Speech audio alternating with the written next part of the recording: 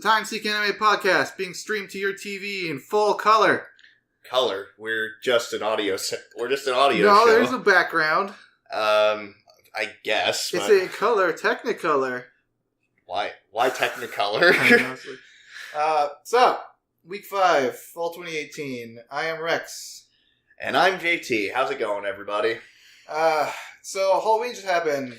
Oh yeah, Halloween. One of my favorite times of the year. Yeah, so we bought like 4, so it was like, I think it was the night of Halloween. Yeah. And we were like, oh shit, we don't have candy and kids might come trick or treat. So went out, bought like 4 bags of Reese's Peanut Butter Cups. Because we're like, oh, if there's some left, at least we want something that we'll want to eat. Yeah, and that was also your general idea on it was you wouldn't want to give kids something you wouldn't eat yourself. Yeah. So, and Reese's are like my favorite candy. So we didn't get any trick-or-treaters at all. So we were left with like at least 60 little snack size. Yeah, 4 Reese's Peanut Butter Cups. Yeah, 4 big ass bags of Reese's. Yeah. But I'm not complaining.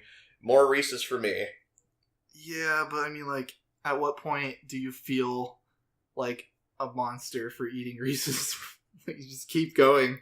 I have absolutely no problems. All right, good. Then just have you eat like 2 of the bags in one day, and we'll see how that goes. I'm not going to eat both of them in one day. Come on. So, what have you been watching recently? Well, I recently finished Assassination Classroom. That show was awesome. Like, I didn't I spent like an entire day, like I think, watching just the majority, if not all of the second season in just that one day. And did you get sucked into it? Yeah. I mean, also I wanted to watch it before Funimation took it off of Verve, you know, so. So there was a little bit of a time constraint there. It's like, oh crap, I gotta watch this before they take it away. So I did that, but overall, it was a good show. I think my only complaint about it might actually be the ending, or rather how they went about resolving the ending. It felt a little bit unnecessarily cruel at one point, because there are a couple episodes where... Spoilers. I'm going to be speaking vaguely. Okay. Basically, the kids try to do something that they think is going to work, and it ultimately doesn't. And they spend like a few episodes like saying, oh man, this is really going to work. And it's all for nothing. So part of me feels like, okay, it was deserved. But on the other hand, it felt a little bit manipulative. Like they had an ending in mind and they just tried to kind of force it towards the end. I'm conflicted about how I feel about the ending, really. But overall, I thought it was a great show. Everybody did a great job. The one of the final scenes, like everybody nailed it. It just, I watched it all dubbed, so it was really cool listening to like Sonny Strait and Austin Tyndall and Monica Rial, and all these people. A lot of Funimation regulars, so that was a lot of fun. How about you? What have you been watching? I've been watching more Hinamaru Sumo, Uzumade. Those continue. Well, I mean, Uzumade continues to be pretty much, what it is. It's just garbage, fun garbage. Sumo, I'm actually like really surprised by. It's like a super good shonen. I didn't think I'd be watching a sumo show, but what are you gonna do? Yeah, but also we've been watching Ruby. Oh yes, second episode that came out. All right, everything. This looks like it's really going to be like,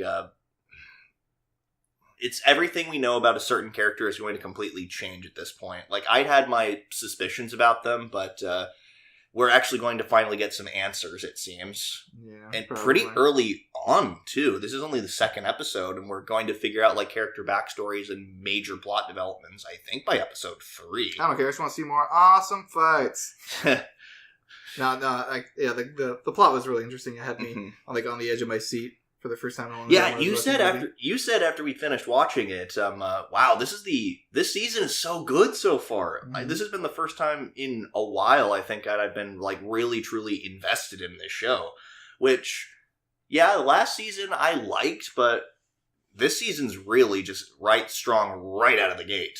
Yeah, and then I've also been watching Slime still, which just, I mean, it's fun. It continues to be fun, and that's it. It's a charming little show, and a lot of people really do seem to like it. Like, I think it's got like an 80 Ankitsu at the moment. Popular. Yeah, like a lot of people are really seeming to like it, which is cool by me, but it just feels like there's nothing going to be particularly staying about it. It's a less entertaining Overlord.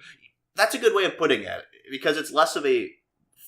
Overlord had a little bit of a darker tinge to it. We talked an entire season about it, like how, especially in the last couple episodes of that, how it just got into some really...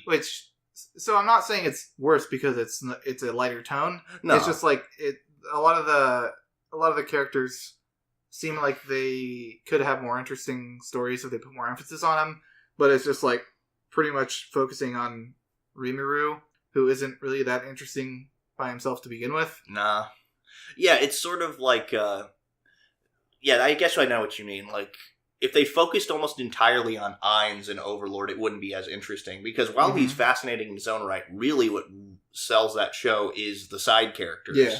Because, like, a power fantasy show is not interesting most of the time when you're focused on the power fantasy. But Kirito. Well, they have shows like One Punch Man, though, which is entirely focused on the power fantasy of it. But it's not like... It's a person who has all the power in the world, but doesn't care about it. Yeah, I think that's the really interesting thing about it. Mob Psycho 100, which is written by the same author, is very much of the same thing. It's, like, the character is powerful, but the thing about them is is like how they're trying to go about their power. Like, Saitama, like, worked ridiculously hard for power, but then he's just faced with the realization of, well, now what? Yeah, what do I do with it? Like, there's nothing to do. He's basically, the way I've described it before in the past, it's like he's having a midlife crisis in his, like, 20s, which kind of fits, I think, because he went bald and everything, but yeah. Anyway. But yeah, that's all for the stuff that we've been watching on the side. All continues to be fascinating and cool, but let's get right into what everybody else came here for, the weekly shows. Yeah, so first up, we're going to start off with another confusing episode of A Certain Magical Index. And what's been great about this episode is we get introduced to another group with another really stupid name, Member. Yeah. It's just like... It's like starting off a season and not knowing any of the characters' names. It's just like, in the course of like 2 episodes, they've just thrown out all this stuff and all these characters and all this stuff is happening. And I'm loving every minute of it, but it's hard to keep up. Yeah, I think what's really cool about this is it does show you a little bit more about the Academy City underworld, which we hadn't really seen before. Like, we've known about them, like they've talked about them a little bit at the end of Index, I believe, but they really started to talk about them in Railgun Season 2. That's when you meet Item, really. And Meltdowner and all her group, and that's all a lot of fun to watch. It's fascinating seeing like them tangle with the underworld elements. But yeah, I agree. It's really confusing to try and keep up with all this because there's all these different organizations, all these new all these different groups, all these new people. No, there's only one group. Oh yeah, there's only one group, which. It's actually funny. Last week somebody agreed with us that those names are really stupid, but then somebody else brought up a good point. I guess if you're trying to make your organization hard to find or hard to understand what they're all about, then it kind of throws people off your trail, which I guess makes sense if you're trying to be like an underworld organization. But I don't know. They still sound really dumb, like group, member, school, item. And throw out a bunch of other things here. But, I don't know. You also got to see Accelerator just being such a nice guy. Oh. So he carjacks the guy, and then when he gets out, he just throws him, like... a bunch of money. I think it's like 5,000 or like 50,000 yen or something like that. Yeah, he's just like, here, take your money and go. Yeah. Or 5,000, not 50,000. But he just chucks money and he's just like, here you go. Like, oh, that's nice. That was pretty funny. But then he also proves how much of an asshole he can be when he meets another teleporter who's not as good at his job as Kuroko is. The accelerator or the teleporter that is literally just the teleports behind you, nothing personal, kid Yeah. meme in the character, because he's a teleporter that can literally only teleport behind people. Yeah, and Accelerator, like, quickly dismantles him. I think that's always the cool thing about Accelerator is, like, even though, like, his power is substantially weakened, he himself isn't. Like, he still has a great degree of power, and that's a big strength of his, is that everybody's underestimating him now because he's wounded.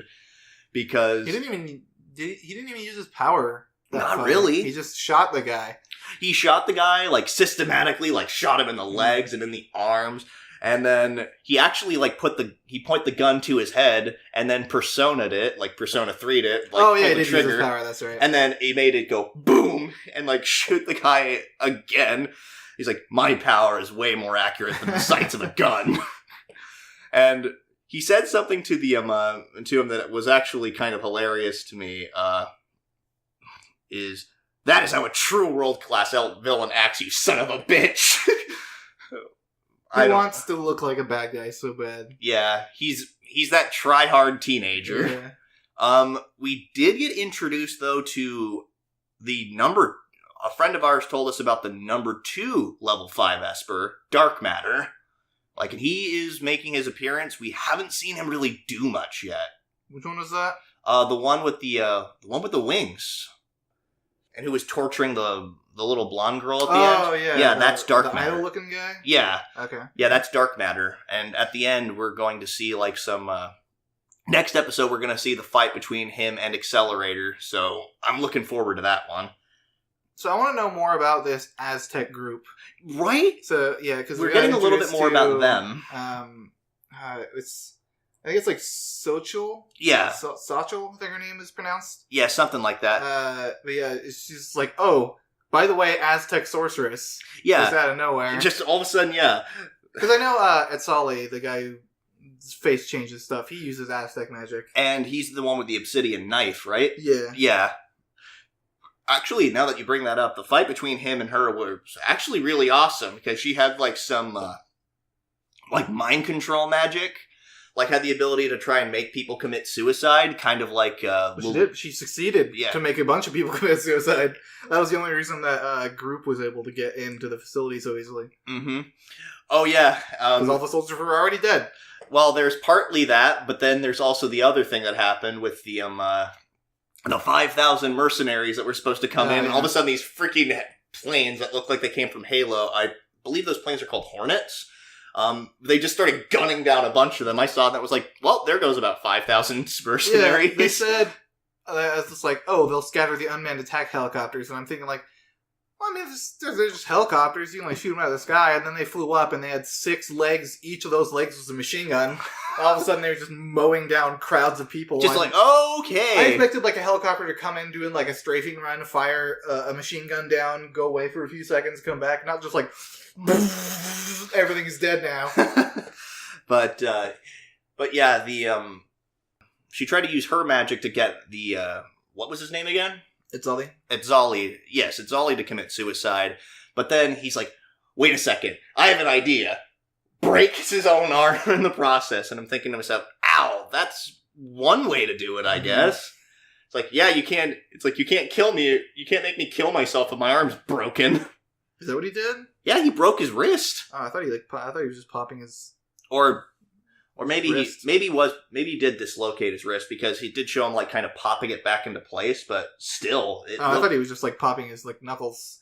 Oh no, no, like to me. Yeah, when he was getting ready to stab himself with his own knife, he broke his arm, or at least dislocated it or something. So, and then we get to see more of that when she summons a really cool, like, ancient Aztec weapon. It's kind of similar to a chainsaw, and it's typically made out of, it's not like an electric chainsaw. It looked like it was made out of bone. Yeah. It just looked like a sword that was made out of bone. Yeah, and usually those weapons, I'm sure, have, like, obsidian laid into it, so it's sort of like, it's almost like... No, it wasn't metal. No. No, he specifically said, like, Aztecs don't have the ability to make stuff with metal. Yeah. That's why he was able to block it with his arm. Mm-hmm. Yep. No, I'm saying typically those weapons have obsidian in them. Obsidian is not a type of metal; it's a type of rock. Is it? Yeah, obsidian's a type of rock. Oh, okay. It's volcanic rock. And those types of, they usually, like, put them in... I watched an episode of Deadliest Warrior where the Aztec weapons were shown, and that was one of them. Okay. And they had, like, obsidian in it. It was sort of like a chain. Kind of like a primitive chainsaw. So, yeesh. But, yeah, he blocks it with his arm, and I'm thinking, oh, that looks like it really hurts. Yeah, well, it didn't cut his arm up, at least. It just probably... At least broke a bone. Yeah, probably. well, he said, I knew I could probably take it if I just let it hit me in the bone. So... Ugh, still. But, yeah, that was about the biggest part of that fight. And then we get more going on with Group, Tsuchi Mikado, and everyone involved in that, like Move Point, the teleporter girl from Season 2. Masujimi? Yes, Masujimi. Yeah, she got a little bit of spotlight this episode. Yeah, like, they're trying to get to her for some reason, because it's as far as what I picked up, correct me if I'm wrong, they were at an old organization or old building where she was before, or had some significance to her. Maybe. They were at a building that had a lot of, I think it was Espers interned in the building. Yeah. And was it Member that was going to kill him? Yes, I think it was. Or no, they weren't trying to kill him. They were just trying to get in there to get to the kids. And the guy was like, well, if this explosion kills a couple of them, then who cares? Yeah, and I think they were specifically doing it because Move Point somehow cared about them. Yeah, they were trying to get hostages. Yes, they wanted hostages. And the other girl that was working with the guy who was trying to blow up didn't agree with that. Oh, that's right. Smash his head into the wall. That was super brutal. And the fight between her was kind of cool because this building was like, I think it like messed with their AIM fields or something because it would cause their AIM diffusion fields. Yeah, it would cause everywhere. It would cause their powers to like go haywire, or not work the way they were supposed to. Yeah. So it's funny seeing Masujimi. She was like, I'm gonna teleport myself, and then she like teleports her feet into the ground, and she's like, oh shit. But then through the magic of anime, she just decides, all right, I'm gonna overcome this hurdle. Yeah, I have the powers now. Yeah, just because screw you, I'm making a point. And then she stabs the chick with her with her nails that she like puts in between her knuckles, apparently doing her best Wolverine impression. But yeah, I think that's pretty much all that happened in that episode. Yeah. I mean, I say like all that happened. That was like a shit ton of stuff. Yeah, that's the thing about the series. Like, I'm having fun with it, but these past couple episodes, I've been having a little bit of a hard time trying to keep up with all this. Yeah, it's like playing a game of Where's Waldo. Just shit, there's so many. Oh, there he is. Yeah, there's so many characters. They're introducing. It feels like they were just front loading a lot of elements about these organizations all at once, and it's kind of difficult to keep track of all of it all of a sudden.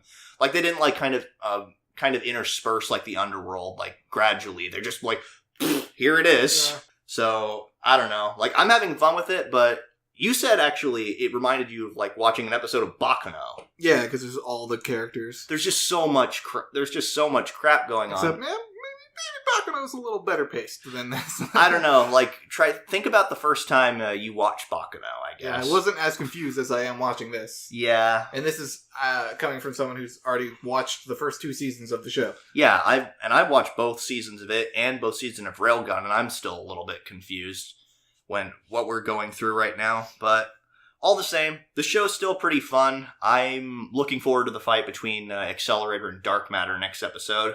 Yeah, because that's what they were previewing for the next episode. So maybe we'll get to see Accelerator like pull some shit out of his ass, like, and somehow win the day. But who knows? All right. So next up, something a little less confusing: Banana Fish. Which is funny because during the beginning of Banana Fish, it was incredibly confusing. Yeah. Because it was like, what's Banana Fish? It's a man. It's not a man. It's a drug. It's not a drug. Oh, wait. Yes, it's a drug. But yeah, we finally, Ash found them super quickly. Because at the end of the last episode, it's like, I'm going to find AG. Beginning of this episode, hey, I found AG. Yeah. Okay. That was fast. Got a lot of cute little interactions between Ash and AG because it's like you get Ash admitting again, like, fine, I want you here. Because even if you're in Japan, I'm going to worry about you. Mm-hmm. So stay here. Mm-hmm. And it's like, I didn't expect this to be my favorite couple of the season. Yeah. It was also kind of cool when AG actually like it's like, it's good to see you again, like, and then he gives him a hug, and then Ash like gets ready to give him a hug, kind of hesitates, and then finally hugs him. And you pointed out something interesting. It's probably super weird for him to actually hug somebody willingly. Yeah, not being forced to because it's his job or whatever. Yeah, so that was all really cool, but the majority of the episode was just Ash, like, completely on edge. Because someone's following him around. Yeah, somebody's following him around, which it seems to be, like, as far as the end of the episode indicates, an old mentor of his. Yeah, probably like someone who taught him how to shoot, taught him how to survive on the streets, that kind of thing. What was his name? Blanca? Yeah, Blanca. Yeah, Blanca. He's, like, from Peru or some shit.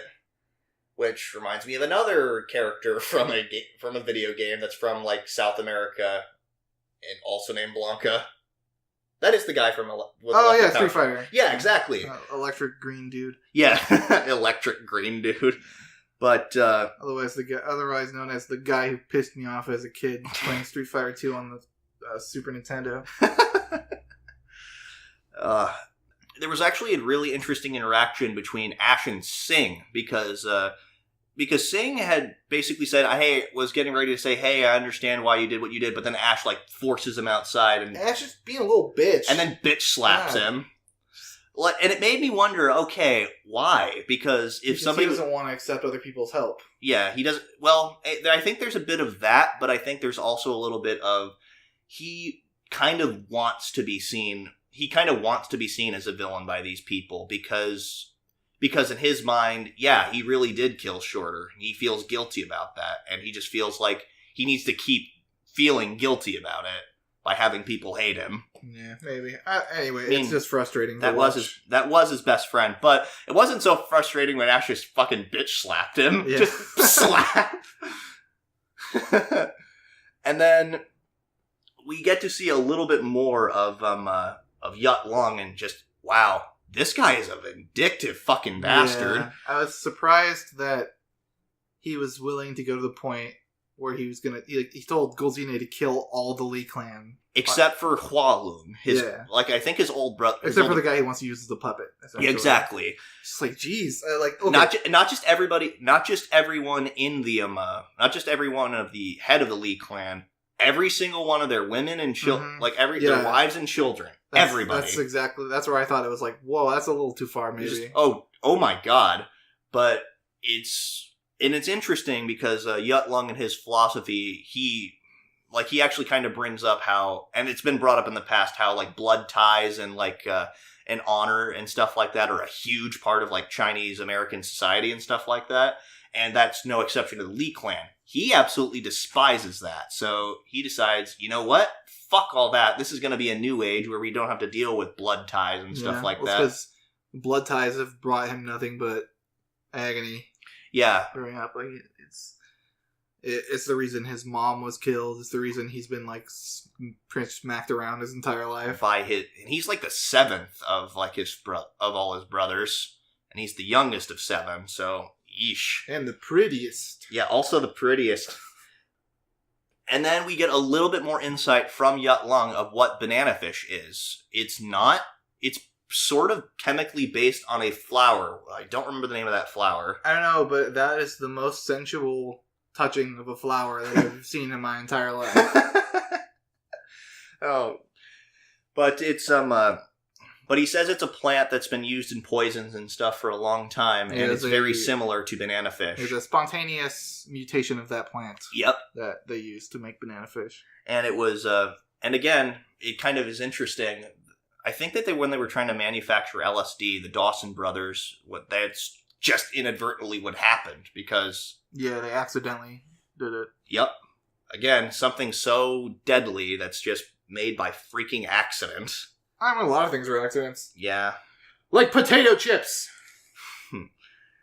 And then the episode ends with the old with the old Ash, like, he's like, hey, do I look 15 to you? Oh, yeah.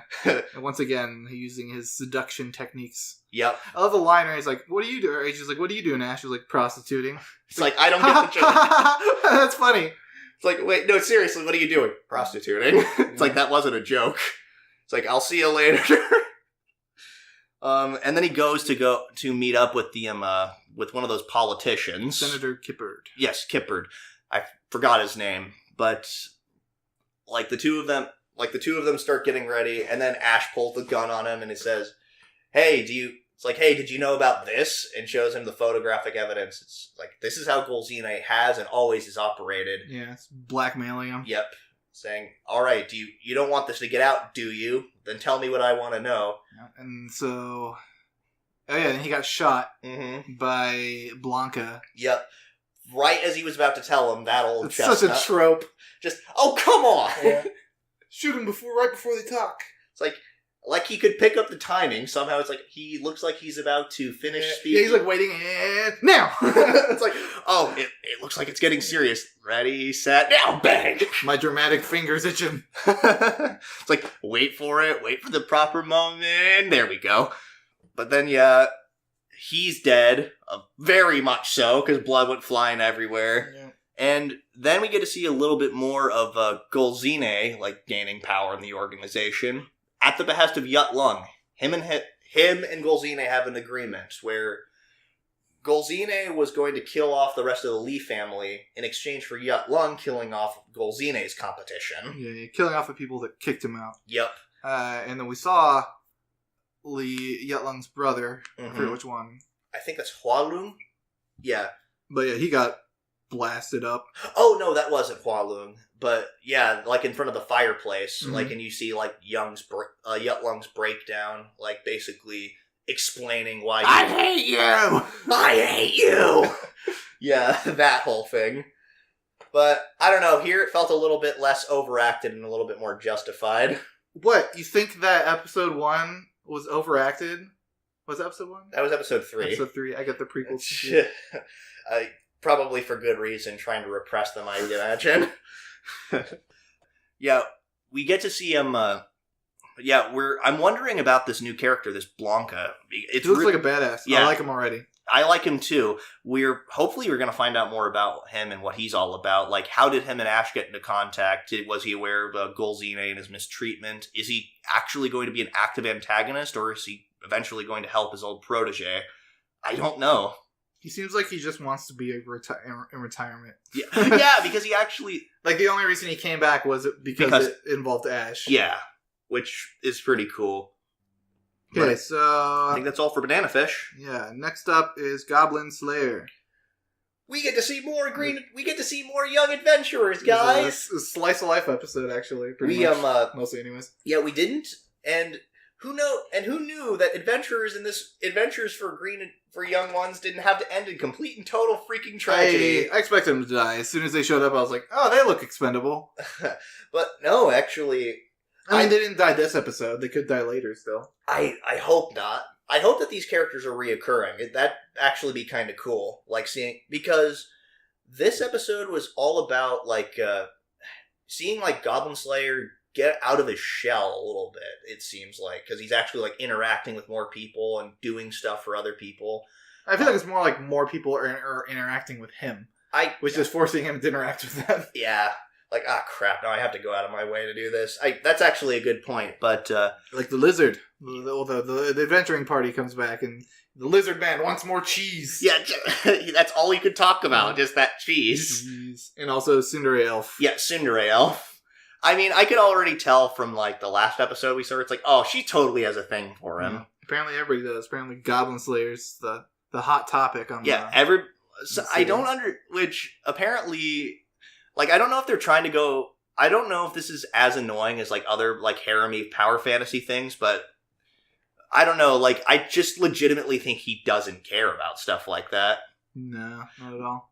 Nah, not really. But it was cool seeing him, like, do all these interactions with different people, like him playing a mentor to that one adventurer. Like, crap, I lost my weapon. I want to get it back, but I don't know how to do it, and I don't really have a lot of money. It's like, and he's thinking to himself, well, it's like, do you have any other weapons? Do you have a club, for instance? Well, first he's like, take a sword from a goblin. It's like, well, we're not killing. It's like we're not killing goblins. I was thinking to myself, it's like, why aren't you killing goblins? I'm surprised you've stayed interested past that point of the conversation.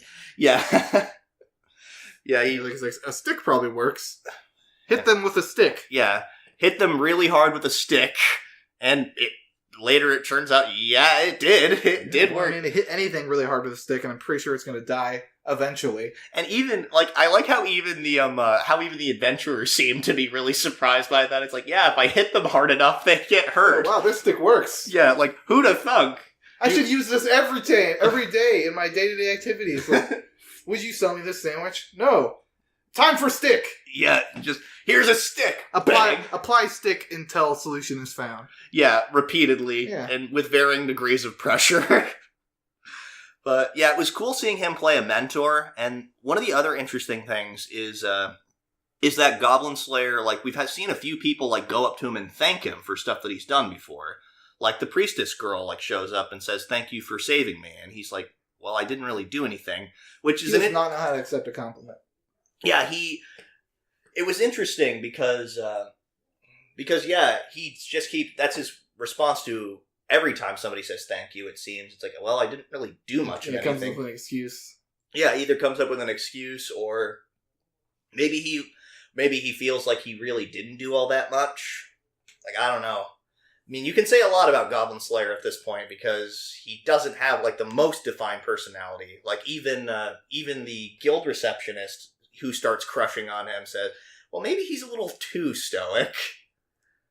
I liked that scene where he had to sit in as an observer. Oh my god, yes. And like the adventurer gets pissed because he's doing a bunch of shitty stuff. Like what they brought him in for, it was supposed to be like a promotion exam or something, but it turned, they were interviewing him the whole time. It's like, so that's some nice equipment you got there. Where did you get it? It's like, oh, so my family sent me money. Oh wait, no, you're lying.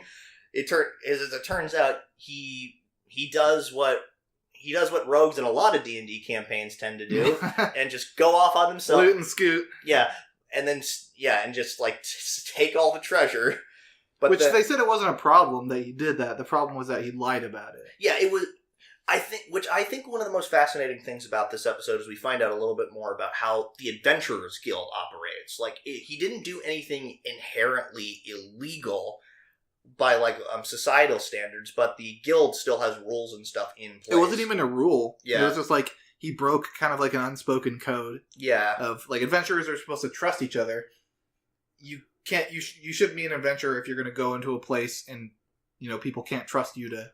Yeah, and watch their back. And the receptionist also brought up the I think is what they were calling them. Yeah, so basically just rogues and like roguish classes in general. Like, people don't already have a hard enough time trusting them anyway. So when you pull stuff like this, they're even less inclined to trust the ones that aren't acting like you.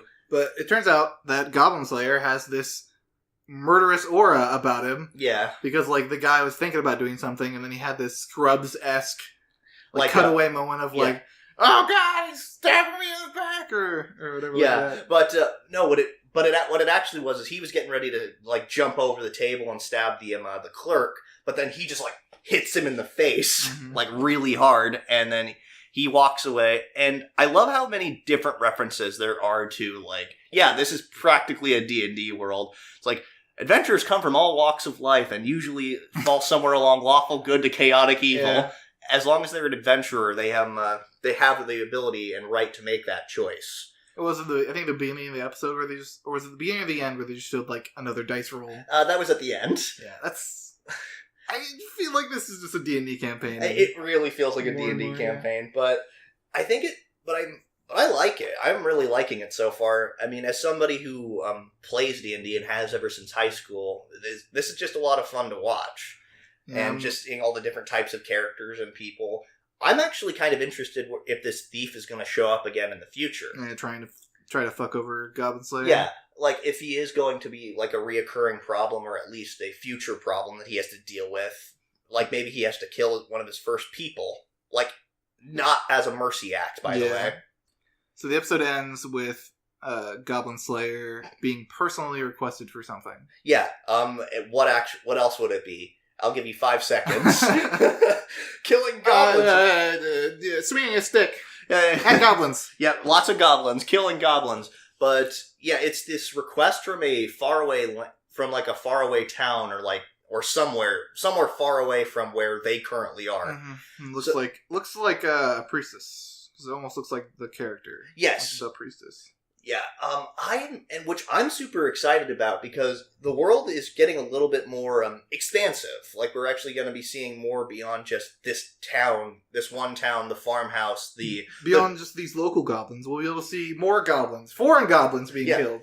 Foreign goblins. Oh, and maybe figuring out how that ties into some overarching plot, like the adventuring party that he was with before. Going with the whole demon lord attacks and stuff like that, which again I'm actually really excited for. This show is just proving to be a really fun, kind of silly but kind of dark fantasy good time campaign. Probably more along the darker side. I think this was just maybe the show's been too dark recently, so let's throw in a little bit of levity. Yeah.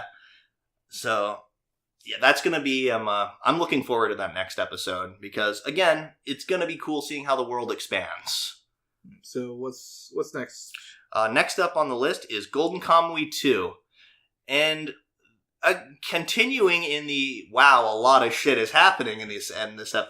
It's a little easier to keep track of this one. Yeah. I want to point out that this show is so good at turning on a dime from being, serious and, kind of lots of deadly action going on to just silly comedy. And it doesn't feel forced or anything. It feels like I'm never upset about it. It feels really well done. It is, I will say, it is a little bit jarring because in the back of my head, I'm always expecting that sort of dark, kind of a dark treasure hunt sort of deal. But at the same time, it's able to switch between them without really that many problems. It still feels organic because these people are all, a little off their rockers. So yeah. It's kind of you just kind of accept it for what it is. It's really good at suspending your disbelief. Mm-hmm. But Shiraishi got caught by the 7th Division. And and all I have to say is, wow, he is that afraid of Sugimoto killing him? Yeah. Because there was this huge plan. There was this huge plan in place. It's okay, we're going to rescue Shiraishi. We're going to need these people at these specific points, and we're going to get him back. And he's here, take my hand. And he thinks about it for a second, and he's like, wait, if I do that, shit, no. So he just lets go and goes floating down the river. So there was a point in this episode where Shiraishi was in line. He saw a person over on the side selling candy. Yeah. And he's like, oh boy, I'm going to go buy some of that candy. Is that a thing you can just do when you're a prisoner? Right. We're walking in a prison line. It's oh, sorry, prisoners or jailers. Give me a second, please. I need to go buy some candy. Why was he allowed to do that? Which turned out to be Hijikata in disguise. Yeah, convenient plot device. But why are you going to allow someone to do that? Maybe they were just so befuddled by the request they just didn't stop, and they were like, "Wait, I'm sorry, what?" Yeah. It's kind of it kind of reminds me of Sasha in Attack on Titan just eating a potato while they're all getting grilled. He stops his tirade for a little bit. Just goes "Wait, what's going on? Really? You're doing this right now?" Just confused that. What are you doing? So maybe it's a similar type of deal. He just goes up and is I'm going to get some candy. What? So I guess he's Shiraishi's thinking is I'd rather be in prison than go back to a chance where I will Sugimoto. Probably almost definitely die. Yeah, I guess maybe he has the idea he could just break out later anyways, so it's not a huge deal for him. But yeah, they're taking him to Abashiri prison, right? I think so, yeah. The same place where... Noparabo. Oh, no. Yeah, Noparabo. Because... Yeah, that's where they're taking him. And they're well, maybe we can just go break him out and then use him to get to Noparabo, or maybe they'll just leave him in there to get the info first. No, I think they're taking him somewhere else. Maybe. Because they said, well, we need to get him back to get him to the other place. Yeah, so we can actually get into Abashiri prison, because because he escaped there once. He'll know how to get in and out, no problem. Yeah, like the first third of the episode was mostly just that, and we get to we get reintroduced to Nikaido. I finally figured out his name. Yeah, Nikaido.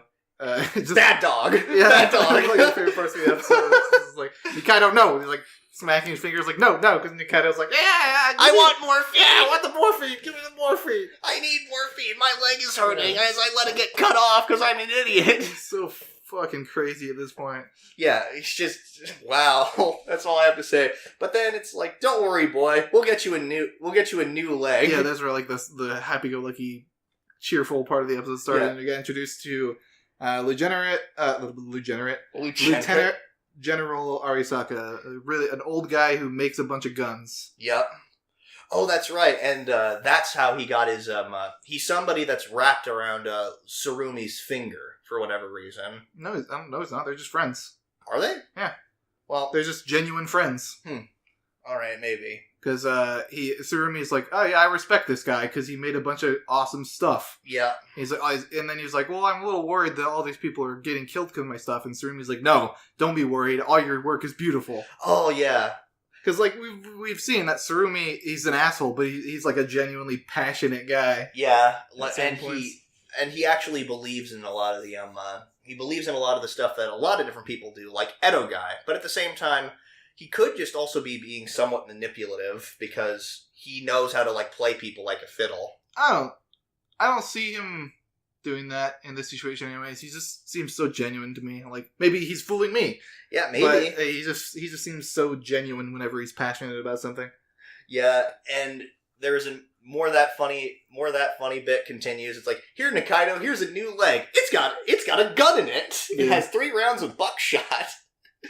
And Nikaido's like, our person comes up to him, and Nikaido's like, I don't like you, go away. And then Arisaka comes in, and he's just like, ooh, you're a nice old man. Hello. It's like, how did Nikaido get this fucking bonkers? Like, I think I remember him being somewhat normal. Yeah. In the beginning. Yeah, I remember him being at least somewhat normal, but then just, I guess like with all the mutilation and all the drugs he's been taking recently, I guess have taken a toll on him. Yeah.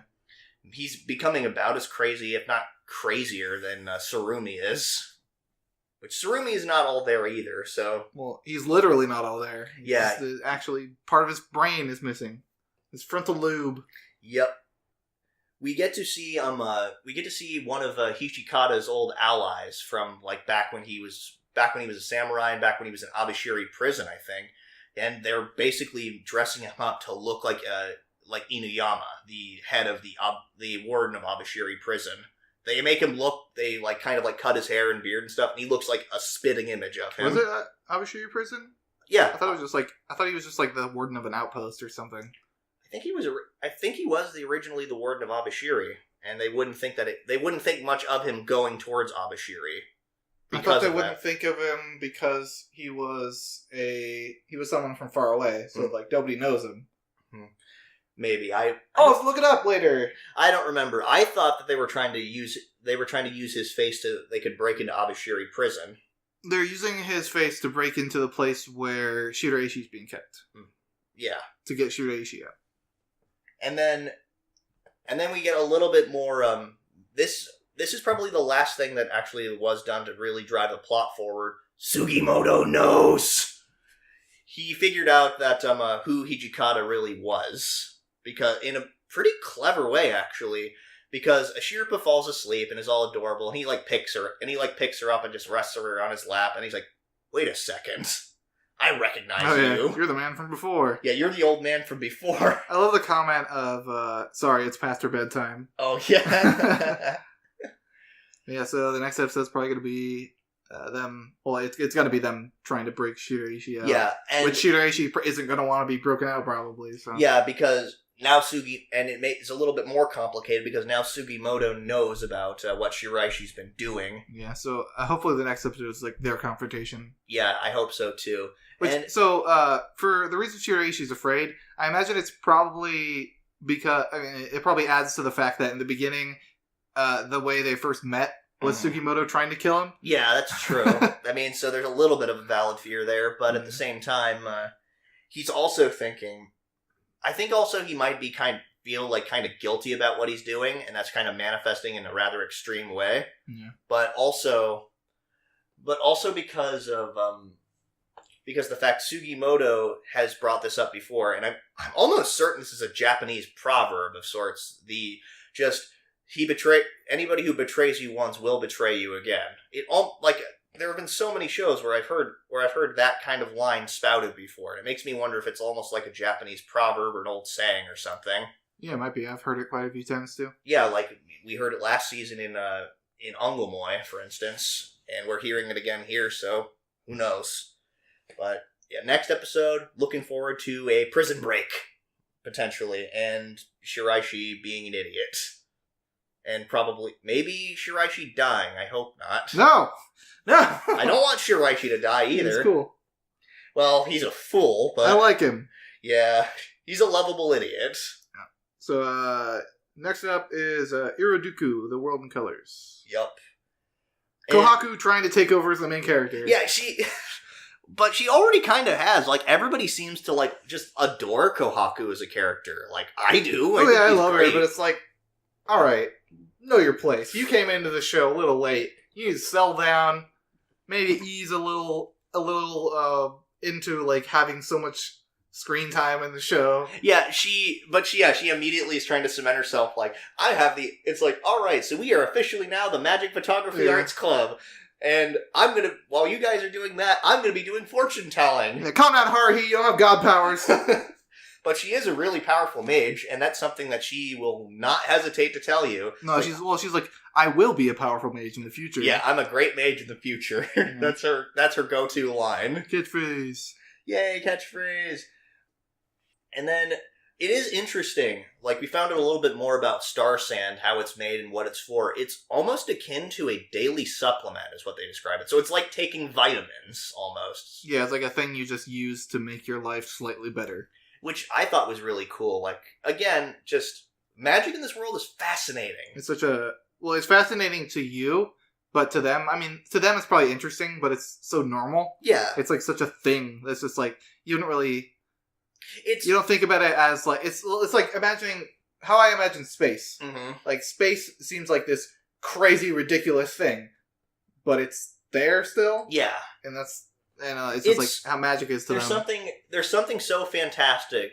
There's something so fantastic in how mundane it is. And I think we've said something pretty much to that effect pretty much every time we've talked about this show.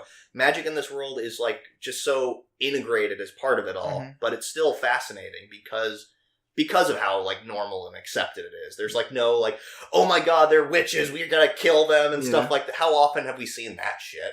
Or we have to keep it a secret. Yeah, it's a secret society of witches. Yeah, no, it's just I think it's just because of how like novel it's approached, and that's ultimately why. And probably how it's so usable by the common man. Yeah, exactly. So I like it's really cool how. So I thought Star Sand was a little different. I thought it was like some magic thing, but it seems just like it seems like a magic conduit. Yeah, like it's just a thing that they cook up on the stove, and then they've like. Bibbidi bobbidi magic. Yeah, they're able to imbue it with their magic power, and it will cause like different effects. So I think it's kind of like a scroll. Yeah, it is actually a lot like a scroll. Just put the spell on it. Exactly. But what was actually really cool about this episode too is we're still getting Hitomi. We're still giving Hitomi the attention she needs, being the main character. She might be taking a little bit of a backseat to like Kohaku in terms of presence, but she's still the main character. Yeah. So this story is all about her and how she grows and develops as a person. And we actually have got to see like her trying out some new stuff, like her helping out the shop. Yeah, like watching the shop, even though she didn't really want to, because she's a terrible. Yeah, I'm color. It's like I'm color, and also I'm colorblind. Can I have the usual, please? It's the blue one. Yeah, can I have the usual? Huh? The blue one. Huh? But like her helping out the shop, and then her And then her great grandma, Kohaku's mom, saying, "Well, it's like thank you for for remembering. Thank you for helping out. Now, if you ever need reference, here's the catalog of all the Star Sand, just for the future." Cements it more as just like a thing. Yeah, It's exactly. like a normal thing. Which is so cool. Here's the magic spell catalog. And then another big part of this episode was her trying to make Star Sand of her own. Wasting a lot of the materials in the process. Yeah, there's like this huge bag of the stuff later. It's hilarious how how much she ends up inadvertently wasting because she just can't quite get the magic right. So the main, or at least like the main side focus in this episode was Asagi. Oh yeah, Asagi and Sho. Asagi's like she's struggling with the fact that Sho's paying Hitomi so much attention, and then Kohaku also told her fortune was like, you will have bad luck with love. Yeah. And then she's struggling with this, like, well, maybe he likes Hitomi more. Mm-hmm. So, yeah, there was a lot of, like, kind of romantic conflict. Yeah, we're convinced that, she's convinced that she's not good enough because she's always just kind of been, like, that childhood friend, and, like, she obviously likes him, but he's too dense to realize it. That old trope. Mm-hmm. But, interesting thing about Asagi, while we were watching, you're thinking to yourself, that voice sounds familiar. Who is that? It's like, oh, it's Ichigo. Yeah. It's Ichigo. She talks in such a specific way. Yeah. It's Ichigo from Darling in the Franxx. Yeah. There was a big part of that, and Kohaku gives her some pretty good advice on after she kind of gets over herself, after she kind of vents a little bit. It's like, remember this, my fortunes are just hints. You're ultimately the one who gets to decide what to do with them. Yeah, Kohaku definitely seems wise beyond her years. Yeah, wise beyond her years, but also incredibly reckless. Yeah, she's got a low intelligence with a high wisdom. Yeah. I guess that's a good way of putting it. But she's kind of, she's smart too with magic, but she acts dumb, I should say. She's smart in some regards when it comes to like helping out people and stuff like that. But when it comes to like just general common sense and how to interact with people and just general rules and stuff like that, she doesn't get it. I think I remember her teachers also saying she has like troubles sometimes with her grades. Yeah, maybe because she's just studying magic. And then we also get to see Kohaku being quite possibly the best wingman ever. Oh yeah. Yeah, just we need more juice. Go buy more juice. And they're like, "Oh, what? Wait, we're already out." And it's like, "I guess so." Because she recognized, and it just happens like in the span of like 20, 30 seconds. Like, Hitomi makes Star Sand for who else but Aoi. Makes it for Aoi, and then they were just looking at, it's just like, well, why don't you give it to him? It's like, why don't you give it to him? You obviously really want to. It's like, well, no, I can't. Everybody's here. What does that have to do with anything? I 100% empathize with Hitomi right there. Yeah. It's just like, yeah, go tell your crush you like them in the middle of the group where everyone can also laugh and make fun of you and tell you you're never going to be happy in your life because you didn't tell Sandra that you liked her in 5th grade. Sandra, I miss you! Wow, struck a really personal note there, didn't you? Anyway, juice. So yeah, and then Kohaku's just like, it's like, so you'd do it if everybody wasn't around, huh? Hey, Aoi, go help Hitomi. We need to get more juice. Yeah. And yeah, just that whole bit. She gives him the Star Sand. It's a really cute moment. And Kohaku's like super proud of her granddaughter. But someone who isn't proud is her mom. Is Kohaku's mom. It's like, you wasted all the good ingredients. Oh yeah, because apparently she was supposed to let her use all the shitty stuff. Yeah, the practice stuff, so that and it's like, well, the good. And she's like, well, the good ingredients would help her imbue magic faster. They're easier to use. It's like, so you're letting her take shortcuts? And then they have to like and they're able to reuse them, it turns out, but they just have to like clean them out, which is kind of fascinating because that's what they were doing. They were like cleaning it out over like a wash bucket, like washing laundry back in like pioneer days and stuff like that. They were just over a wash basin, like scrubbing out the sand. Mm-hmm. But still, that was really cool. And we get to see the last scene is like Aoi alone in his room, and he like opens up the Star Sand, and it's super gorgeous. Like the freaking, earlier she was trying to make like something looked like a planetarium. Here she actually succeeded. Yeah.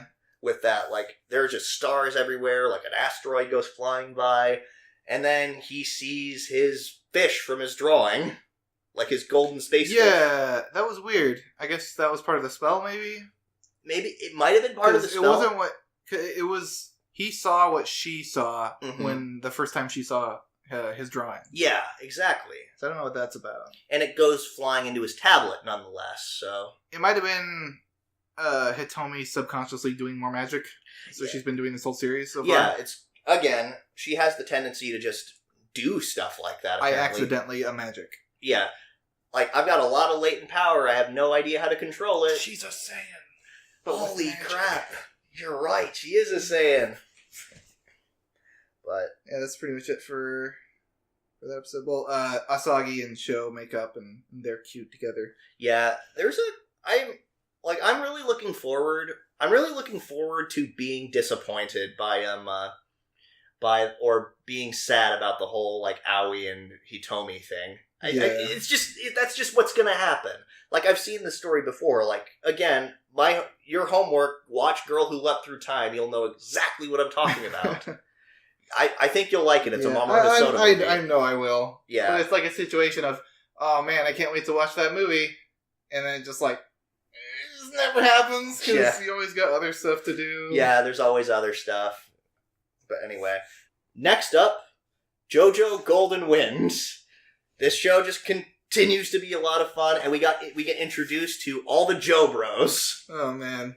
That was a very interesting segment of the episode. Yeah. First you get to see all the guys hanging out together. It's like, oh, help me with this thing. It's like, no, I can't help you with it. He's like, come on, please help me with it. He's like, oh, fuck you, and stabs him in the side of the face with a fork. Yeah. It's like, all right, way to take it from 2 to 10. Yeah, there was Narantia, Mista, Fugo, and Abaccio. I believe Narantia is the kid who was terrible at math. Mista is the guy who absolutely vehemently refuses to take anything that involves the number 4. Oh, yeah. Like, he absolutely refuses to do that. Fugo, who is the guy who stabbed him in the face, and then Abaccio, who was the head of the hazing, which happened at the beginning of this episode. That was ridiculous. Yeah. Like, not what he did, but how Giorno went around it. It's just like, okay. I turned my tooth into a jellyfish, which could suck up the pee. Yeah, it's like, I could clearly smell that it was pee. And so I decided, because they basically tried to put him in a rock hard place. It's like, here, have this tea. It turns out it's actually piss. They're like, well, you already graciously accepted the tea that I offered you, so now you have to drink it. Yeah. Smooth of Giorno, though. He's very good at interacting with people. Yeah, he just knows how to take things in stride and ultimately just twist the situation to his advantage. Again, he's one of the smarter Joes we've seen so far, which I'm really happy for because obviously all of them are really smart, but he's definitely a lot more knows how to do people. Yeah. Unlike Jotaro, who was kind of ridiculously stoic, and Josuke was kind of just a goofball. Yeah, Jotaro was very book smart, and that's about it. Yeah, and that's the thing about it too. I remember you bringing this up before. Jotaro, he a lot of people say it's like, oh man, Jotaro's kind of boring as a character, but you pointed out it's like, well, he's about as teenager as a teenager can get, trying to say, oh, everybody else bothers me, just, oh, good grief, I don't want to deal with this. Trying to be cool. Yeah, and yeah, that's about as teenager gets. So yeah, I'm loving Giorno so far. Yeah, no, Giorno is so much fun, and I'm loving all these casts already. They're just so ridiculous. Yeah, about what you'd expect from a JoJo cast, but yeah. It's we actually have a lot more of a side character to deal with, because in as far as main party goes, because back in Diamonds Unbreakable we only had 3, I think. You had Okuyasu, Koichi, and then Jotaro. As far as main, and Josuke as part of the main party, so to speak. You had a lot of other side characters, but yeah. But as far as the main party in this season, you 6? have... Yeah, I think so. Because you have Giorno, Bucciarati, Narancia, and then the other 3. So yeah, 6. This is Stardust Crusaders. Yeah. So, which is actually really cool because everybody loved Stardust Crusaders. I love Stardust Crusaders. Spaghetti Dust Crusaders. Yeah, Spaghetti Dust Crusaders. That's funny. We get to see like we get to see all of this. We get to see all this going down, and it's ultimately all about we're going to find Pulpo's treasure. We're going to find One Piece, guys. Yeah, Pulpo's dead. Yeah, confirmed. Yeah, Pulpo is 100% dead, and people aren't entirely sure of how it happened. Like, Bucciarati actually announces it to everybody else, and of course, the only person who's not surprised is Giorno. Like, it does the thing that everybody's like, got these shocked expressions on their face, and his eyes are just like darkened over, and just like looking off to the side. Just like, yeah. Who did that? It's like, ha, yeah, no kidding, right? The general consensus is that it was suicide. Yeah, which he did put a gun in his mouth and blow his brains out, so, I mean, that's what it would look like to most people, but then obviously some of them think that there's more to it than that, which they'd be right. Just considering the organization they're a part of, there has to have been a stand user that did this.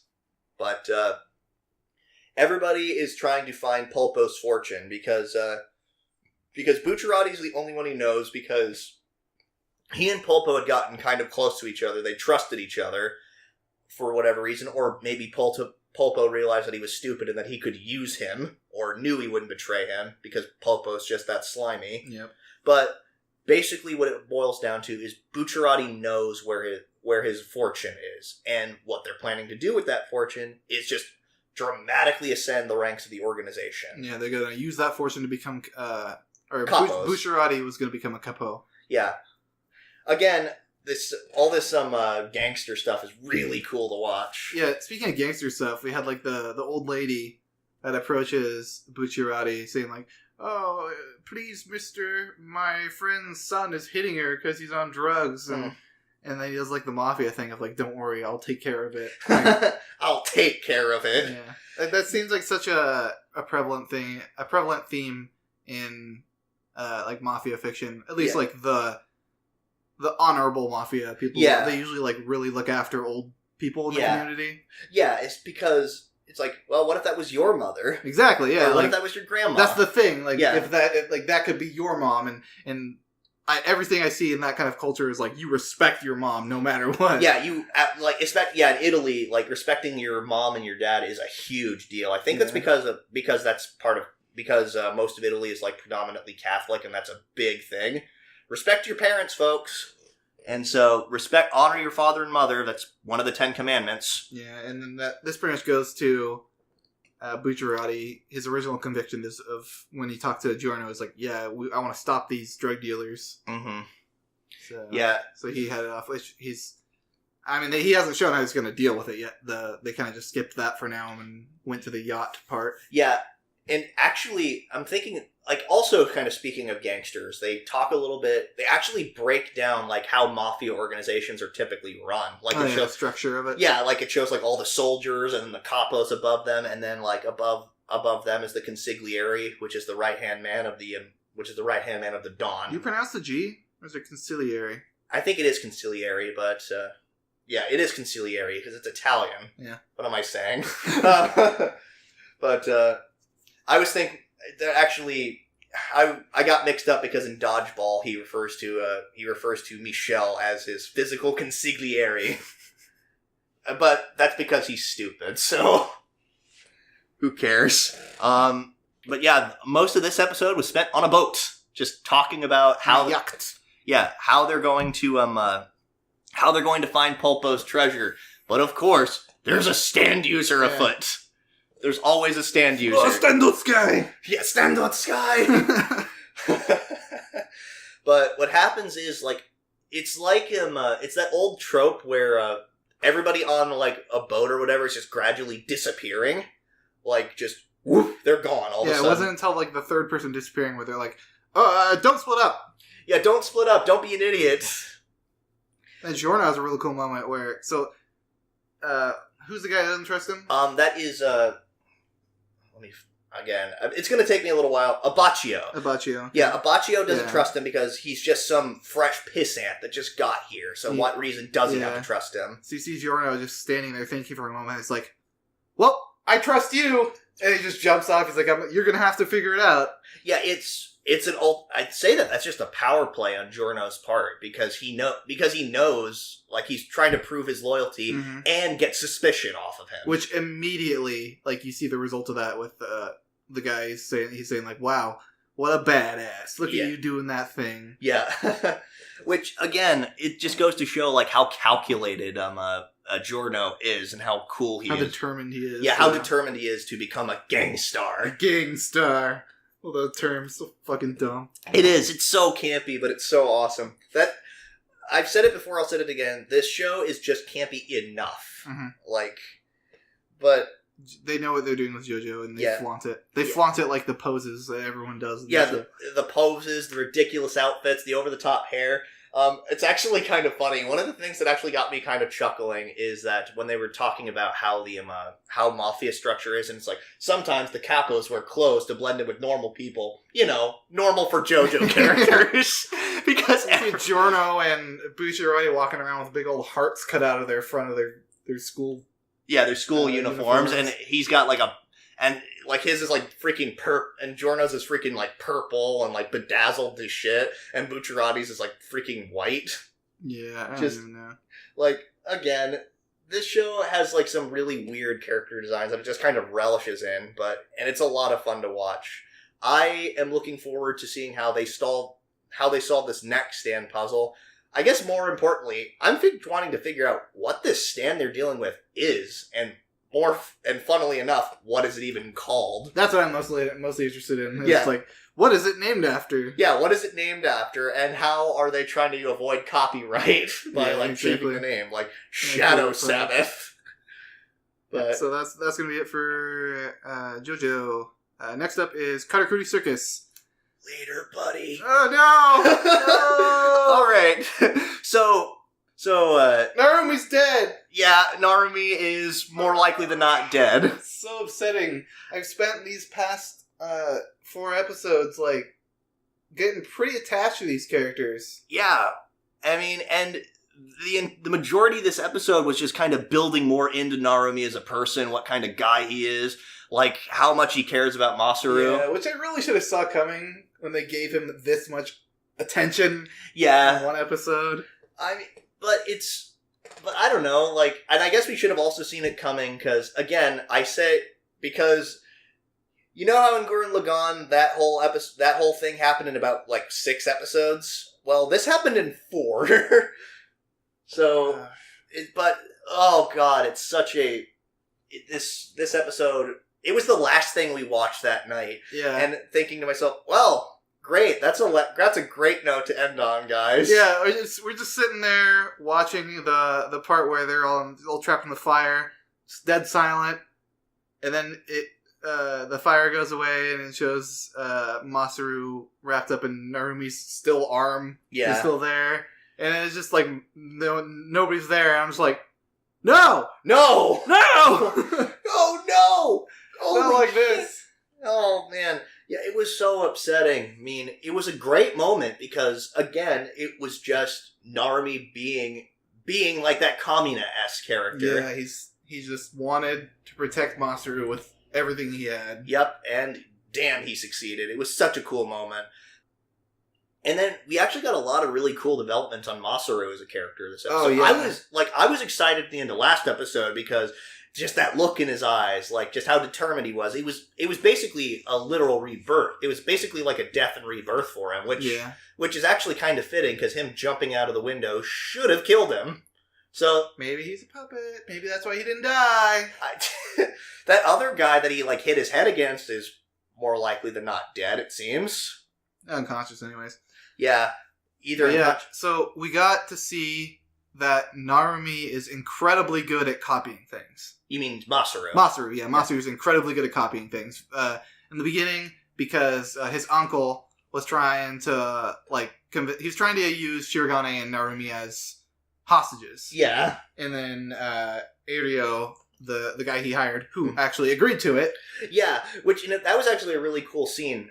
He was thinking to himself, he was like, I will pay you whatever you want. Just like, well, we can't just betray our clients, and makes me think, well, if you can't beat him with money, beat him with evidence. Because he pulls out evidence basically saying, it's like, oh yeah, no, my dad was basically trying to arrange you to die. Yeah, exterminate the Kuroga clan, Yep. which is who the clan Irio was a part of. So he was like, how much? Yeah, just like, well, when you can't win with money, you can't, but it's win with evidence, only one truth prevails.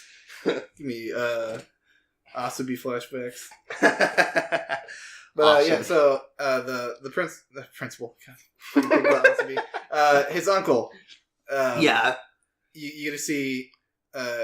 Ario says like he's just trying to trick you. He's not actually going to do that. Mm-hmm. So Masaru just snaps, and you see him flash back to him watching Narumi beat up a bunch of guys. Yeah, and like training his just practicing his martial arts, Yeah. and then he kicks him brutally in the leg. He kicks his knee backwards the other way, and then like knees him in the face, and then headbutts him. Oh yeah, and then it was animated gorgeously.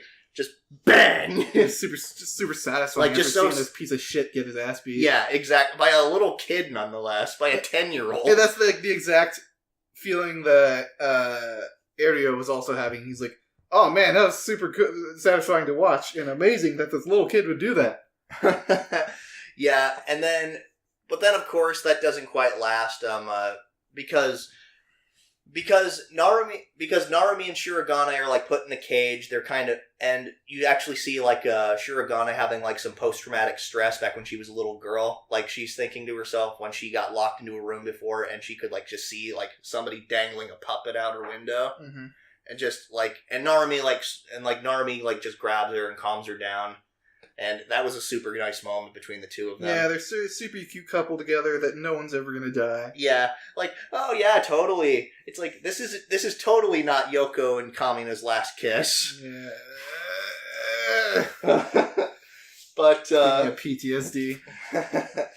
but then we actually get to see that Narumi is apparent, like, because Masaru gets thrown in the cage along with the two of them, and his uncle's a puppeteer with these like creepy ass like bladed scissors. No, he doesn't get put in the cage. He's like up against the cage. Oh, that's right. And Shirogane is like, you'll have to cut my arm off. And then Narumi's like, and also my axe. Yeah, and Narumi is apparently so buff he can actually just break scissor blades. Oh, I know that's not the actual reason, but the real reason is because he can channel ki. Yeah.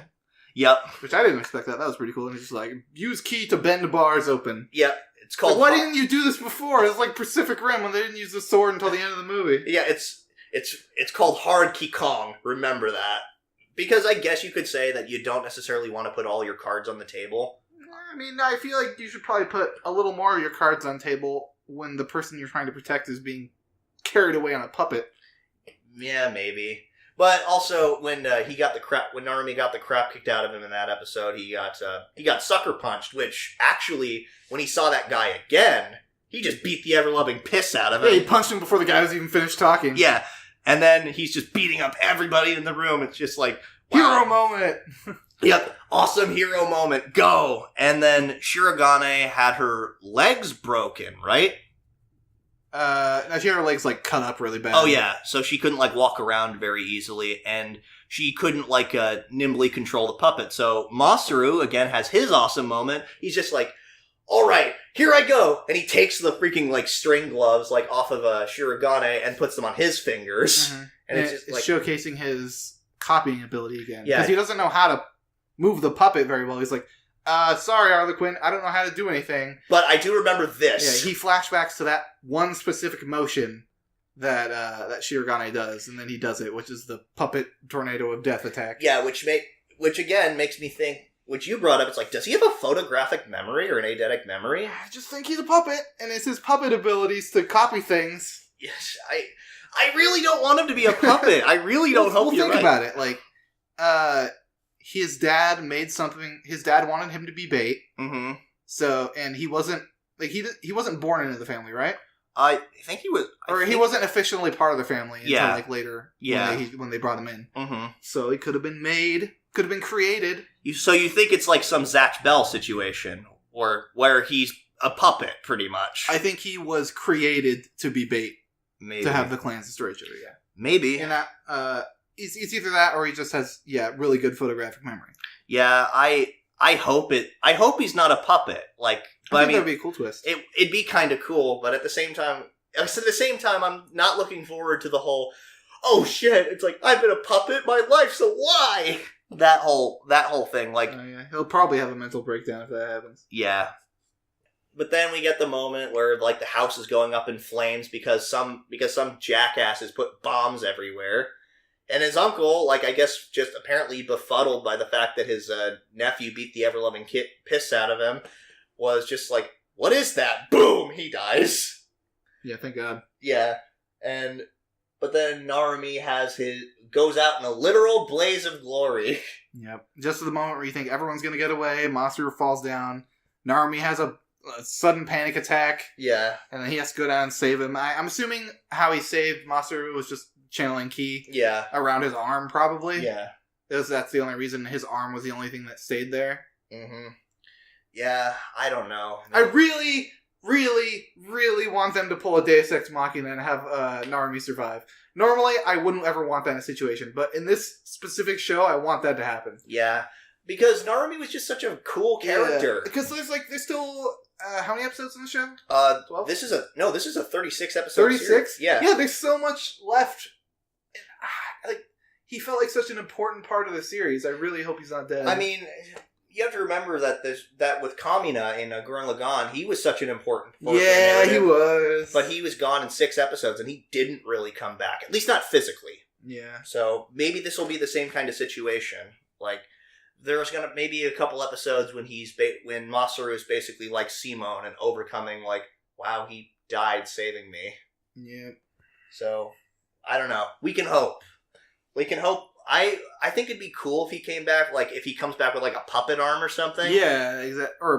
Yeah, exactly. I was about to say a puppet body with a normal arm, but... yeah, hopefully he comes back with a puppet arm. That'd be sweet. But, yeah. Rest in peace, hopefully not rest in peace. Yeah.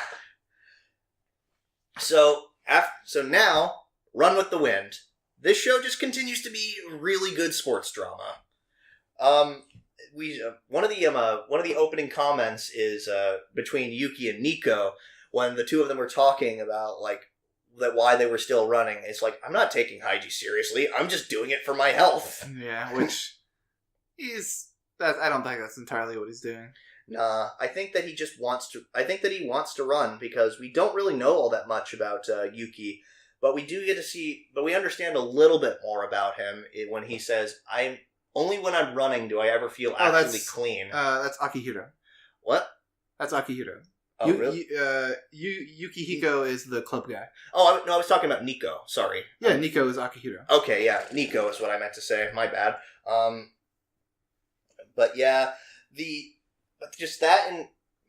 that entire sequence of, like, just Nico kind of just talking about, like, why he wants to run and stuff again. We're slowly figuring out more about the rest of the cast. Like, this was a sort of King-centric episode, actually. I don't remember King's official name. Yohei, thank you. He just like everybody else just is trying to live his own life. He's trying to get a job. Yeah. And no one's hiring him, which is just piling on the stress more and more and more. Maybe he's running out of savings or... Yeah, exactly. He's being put in a corner. Because at the end of the episode, Haiji ends up being like, everyone's banned from getting a job. No one can work because you have to have time to practice. And that pretty much just like makes Yohei just slam his hand on the table and just leave because he's like, how about fuck you? Because we all have our own lives. Yeah, which on one hand I want to agree with Haiji, mainly because, you know, he has a dream and he's clearly determined to try and get through it. But on the other hand, he's just doing it at the expense of everybody else. It feels so. He's kind of a selfish prick. He's being a little controlling. Yeah, a little too forceful. I thought that everything before that point... So, even like the nighttime practice thing that they introduced in this episode, I was like, alright, they need to practice a lot. I was on board with everything that Haiji has done so far, up until the point where he said, you're banned from getting a job. That's too much. Yeah. That's too controlling over someone else's life when it's pretty much all for what you want. Yeah, which it brings up an interesting point. Like, what exactly, like, what is making Haiji so obsessive with this? Like, why does he have to run in the Hakone Ekiden? Like, what inspired him? And why, and what caused him, I guess, to get so misguided? Like, I get that he's desperate and stuff like that. I think there's a lot more going on behind that happy smile that we don't really see. Because he seems to be rushing it almost. Yeah, like he just wants everything to go according to his schedule. Yeah, Kakeru actually talks to him about that in the middle of the episode, where he's saying, like, why are you having these people, or why are you having our team running a track meet so soon? Like, they're not ready. And Haiji says, well, we have to beat reality into them now. Like, they have to know what it's like to be in a competition against other people. And Kakeru's conflicted on, like, maybe if they go to a track meet and they lose, they're not going to be motivated anymore. Like, they're just gonna be... Yeah, like, because and while defeat, like, helps build character and stuff like that, helps you, like, kind of take things into perspective and kind of drive you forward, it's such a bittersweet thing, and sometimes it causes the opposite effect to actually happen. Exactly. So when you realize that... So, practicing and doing something yourself is all well and good, but when you go into a competition and you realize that there's so many people that are so much better than you, it's a little discouraging. Yeah, and... what's the point if there's so many people that are already that good at it? It causes some people to lose faith and ultimately maybe just give up altogether sometimes. When that's an important thing to talk about, but yeah, I'm just more interested in, like, what exactly is making Haiji, like, so desperate? Like what is causing him to, like, just be this, for lack of a better term, a slave driver, pretty much? Because, again, I agree with you. Like, I was alright with most things that he was up for, but except for saying, yeah, you're no longer allowed to have jobs. You're forbidden from it, I think was his exact words. But, I don't know. There's just a lot of questions I have so far, and not nearly enough answers. It seems like that Yukihiko, he's like the opposing force to all this running thing, and it seems like episode after episode he's slowly getting more and more and more outnumbered. Yeah. Because this episode we actually see a little bit. We get to see Endo, the twins, and Musa, like, all on board, because Endo, the kid from the mountains, he basically convinces the twins and Musa to go out with him on a nighttime jog, like, so they can practice more, which is really cool. And yeah, Yuki is just getting frustrated by it. He's like, "Oh, great, Moose is on board now. I thought I had Moose on my side." Moose is such a crybaby. Yeah, like when he was giving that speech when he was drunk. Musa was like, "Oh, I'm so moved by his words." Yeah. Yeah, that's right, because, like, this was like the official declaration from Endo, like, basically explaining, like, why he's on board now. Like, yeah, they accurately animated a drunk person so well. Of just, like, the kind of, like, standing and kind of, like, and kind of just kind of swaying, like obviously trying to keep their center of balance and doing a relatively good job, but they're clearly struggling. Like, I identify with that so much, because at least when I get really drunk, it's like, it's kind of just like, oh, I'm moving around a little bit. Like, oh, this is fun. Let's just keep doing this. Or it's just like, oh, crap, I don't want to fall. Okay, let's try and stay still. I'm leaning forward a little bit that way, and I'm a little bit this way. But yeah, that was actually a really good moment. This episode felt more like a just kind of setup. I think next episode we're going to get a little bit more payoff. Like, hopefully... Yeah. Like, and... maybe even figuring out, like, what Haiji's deal is. Hopefully. That seems like it's going to be a really big plot point. Yeah. Because we don't know really all that much about Haiji. We don't know really where he came from, why he's so interested in running the Hakone Ekiden in the first place, why he is, like, and still, like, his leg injury that we've seen before, like... Because we have seen... That was like in episode 1 where it was revealed he did have a leg injury. It makes me wonder... He's saying, like, I'm getting better and I'm going to be ready by the time the Hakone Ekiden comes. Yeah. It just makes me... So I think that's going to also feature into it, because maybe he's pushing himself too hard, and that's just going to aggravate his wound. I don't know. Like, again, I really just want to know more about Haiji as a character, because we don't know all that much about him. All we know is that he wants people to run. And we know that he wants people to run, almost obsessively so. So, anyway, that's it for Run with the Wind. So, next up, we have SSSS.Gridman. Swimsuit shots! Coming right out of the gate with some sweet anime titties at the beginning of the episode. Yeah, we just see Akane in her swimsuit, just kind of chilling out, and then Alexis looking at her and wondering about why she's doing this. Yeah, it's like, all right, Trigger, we get it. You want to use an eye catch at the beginning of the episode, like, oh, you're just flipping through the channels. It's like, oh, I mean, I'm here, so yeah, I might as well stay. Yeah, there's anime titty.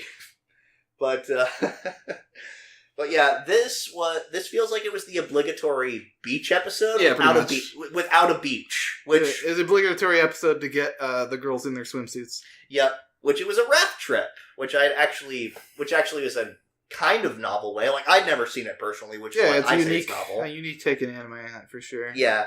But, yep, all of them are going on a field trip, and they have to go rafting, which is why the girls are in their swimsuits. And there's some awkward tension between Akane and Rika. Yuta is still lamenting over how he likes Rika, but he's a teenage boy and doesn't know what to do with all these hormones. Yeah, he doesn't know what to do.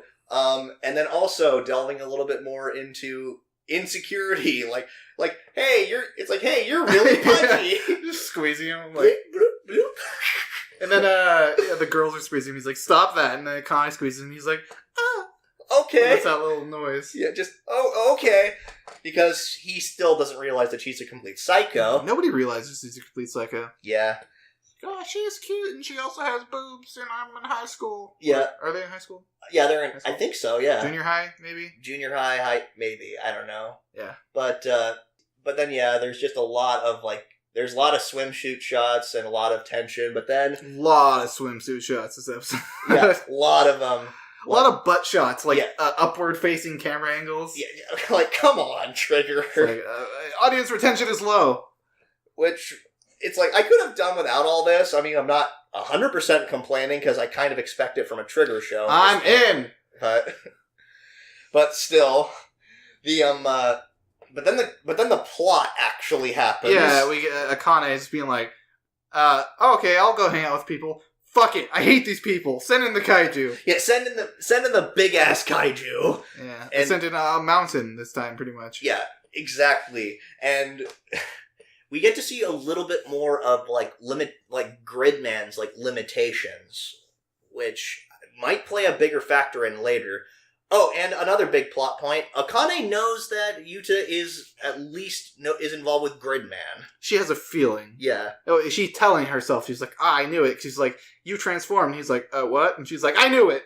He's Gridman. Which means she's right. She is, but I don't think she knows for sure. She has at least a strong feeling. Yeah. She just needs proof at this point. Yeah. But, so they have to bring the entire massively complicated, crappy computer all the way out to the mountains where they're at. Oh, yeah, and first they have to buy said computer from the store. It's like $3,000 or something like that. Yeah, for that piece of junk. Yeah.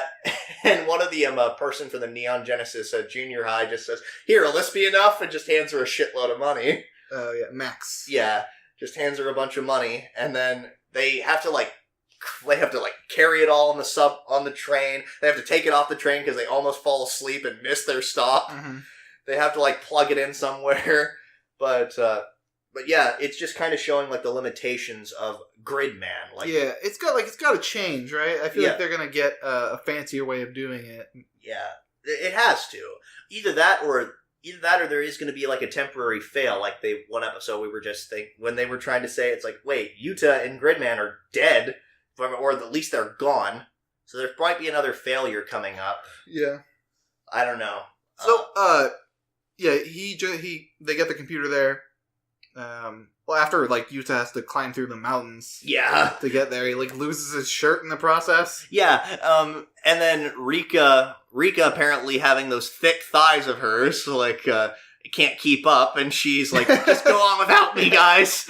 I'm too thick for this. That was actually a little interesting point of contention where Yuta was like, all right, what's the other guy? Sho? No, it's not Sho. I don't know. I think it's Asui. But Yuta is like, hey, you come with me. Utsumi Utsumi is like, Utsumi, you come with me. Rika, you're a girl, go away. Run away with everyone. Like that. And then Rika was having this, it looked like she's having this moment of like, what the fuck? It's like I'm part of the Gridman Alliance. Yeah, I'm part of the Gridman Alliance too, you know. And then luckily she actually did run after them because she told them the phone number to help get the computer there. Yeah, exactly. And there's so many convenient things in this episode, like Utsumi just happening to have coins for the phone. It's like, I just happen to have these in my pocket. Yeah, I keep change with me when I go rafting. It's my rafting change. Yeah, again, why, but whatever. Like then they get the thing, they get Gridman, pops out, and I think Buster? Yeah, I think so. What's her name? Why it's does a guy. she not... wait, what? It's a guy. No. Buster's a guy. No. Yes. No. That's a girl. No, it's not. That's definitely a girl. What did they say it was a guy?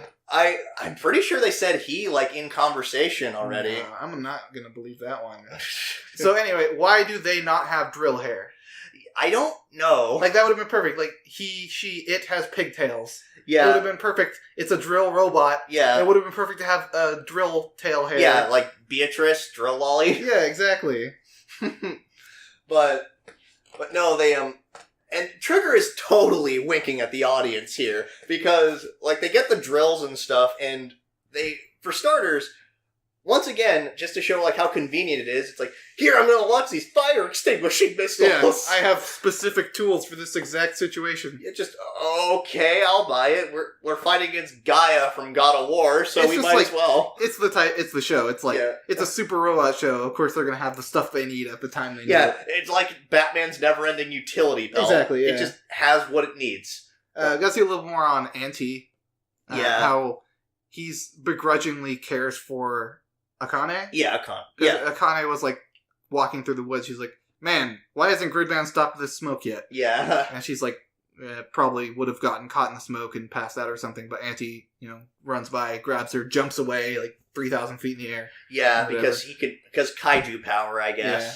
But Trigger, and when I said that Trigger was totally winking at the audience, because they were totally, like it felt like getting ready to do like a Giga Drill Break-esque situation. Oh, yeah. But it's like, man, it's a shame you didn't get to use that drill. Yeah, didn't even get a chance to show off the drills. It's like, really, Trigger? Really? I was hoping for it. I was like, please, yeah, please do the Giga Drill Break. Yeah. I want to see it. Yeah, please. It was a total wink from Trigger, though. Like, thank you, Trigger. Very cool. That's probably like a setup for later. Yeah. Just, it's a shame you didn't get to see that drill. Let's show the drill.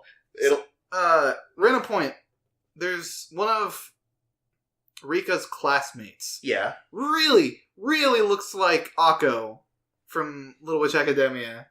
Oh, yeah. That's right. Yeah, bam, there's a picture. I just put up a picture. I'll do that later. All right. Look at that. Look at that picture there. Doesn't it look like her? Yeah. Exactly. I kind of vaguely remember that. But yeah, that fight was really cool, though. It was, well, I mean, I guess there wasn't really a fight, but the laser was really cool to watch. Yeah, just like the laser and the missiles, and it was like Gridman Buster Beam, I think it was. Yeah, something like that. And you like the whole time you see the kaiju like shooting off like volcanic rock off its back. It was so cool. Yeah, it looked like a Monster Hunter enemy. Yeah, it did. Like I said earlier, it's like it kind of reminds me of Gaia from the God of War games. Yeah, but still, again, this show is just a lot of fun. It's just, you said, like, when we were watching it, like, the opening is so catchy, it's just like a Saturday morning cartoon. Exactly, yeah. It feels like I'm watching a Saturday morning cartoon and that I'm a kid again. The way the song sounds just feels very like... Yeah. Gonna go beat up the bad guys, we're the heroes. Like, yeah, pretty much. But yeah, that's it for Gridman. Next up, we have Sword Art Alicization. You mean Sword Art Asuna-cization? Oh yeah, this was an Asuna-centric episode. This was an episode with Asuna because I'm assuming they're like, people like Asuna, we should probably put her in so people keep watching the show. Yeah, like we're about at the 5-episode mark. We need to have something to kind of keep people going which I guess kind of remind you, it's like, okay, yeah, meanwhile, back at the ranch, there's this stuff going on. Which, I don't want to say that I have no problem with Asuna, but I like I'm almost Asuna. positive that that's why they put her in. Yeah. Like, it feels like it's like almost like a calculated move, because Austin is a great character. Again, my favorite arc of the show was when she was the focus. Mm-hmm. Like, and I mean the actual focus, not like, hey, I have to rescue my girlfriend thing. But still, we get a little bit more, we get a lot more science gobbledygook. Metacuboid machine and the soul translator machine. I hate how they say souls. It's like, you guys are somewhat intelligent people. Well, I guess it's Japan. It's a different... But they have more, like, religious... I don't know, about souls. But still, again, use a little bit more science. If you're gonna go with science, if you're gonna use science gobbledygook, actually use stuff that's based in science. Yeah, something actually somewhat believable. I mean, sure, wimbly-wombly, timey-wimey stuff, but... Come on, like, soul translator machine. Like, what even is this? Or what is the Metacuboid machine? Again, this science gobbledygook, I'm not a fan. It's just a bunch of bullshit. So, Kirito got kidnapped, pretty much. Yep, Kirito got kidnapped, and we actually get introduced to a plot point apparently from the very beginning, which they're just now deciding to bring up because... Reverse foreshadowing. Yeah, well, except very poorly done. Yeah, I don't know what the term for that is, where they just like, where they just throw something in, and they're like, it happened, but we didn't show you before. Yeah, well, I mean, technically that could be reverse foreshadowing, but here it's just kind of handled poorly, I think, because,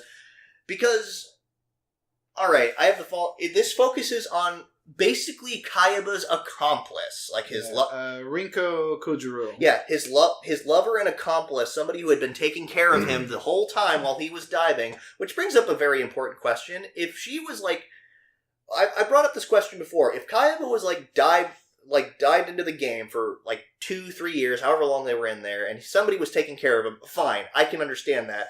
How did nobody find him in that amount of time? And more importantly, if they knew that she was an accomplice, how is she not like completely discredited to one of the biggest cases of kidnapping in hostage situations in mass murder by a bunch of teenagers? So it was probably played off as she was a victim in the situation, like she was being used by Kayaba.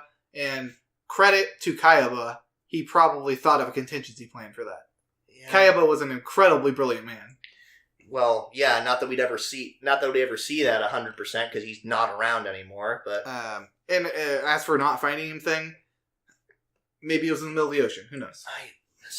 Maybe he was in Rapture at the bottom of the sea, hiding, planning.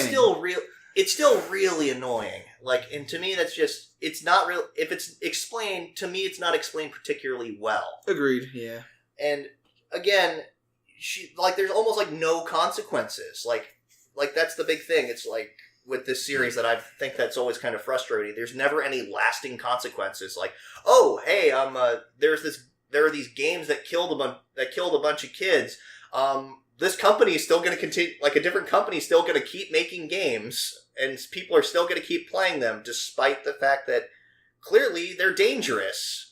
Or there's no like lasting consequences in this series, and this episode just kind of illustrates that point for me, I think. But I will say this: Asuna apparently is a brilliant master of disguise. Yeah. So yeah, So first of all, they end up spending like a day or two. Asuna and the Cuck Squad searching for Kirito. Yeah, the Jilted Women's Club. Yeah. But yeah, she hacked her way into the system, or Yui probably did. Yeah. And she replaced her face with that. Yeah. And she just put on a wig and sunglasses and called it good. Again, it must be super convenient when you have a hyper intelligent AI that can do pretty much anything. But And that actually brings up an interesting thing. Like, during the time when they were looking at security cameras, like, why didn't... When Yui was saying, hey, look at this stuff on the security cameras, I saw it all happen on the security cameras, why not? That's a perfect chance to actually show the footage. But nope, we'd rather just tell you, like, hey, we saw this stuff over here, we're not going to show you it, but believe us, it's there, guys, woo! Yeah. I don't know. Again... They figure out Kirito is taken to Ocean Pyramid. Yeah, Ocean Turtle. Ocean Turtle, yeah. It looks like a pyramid.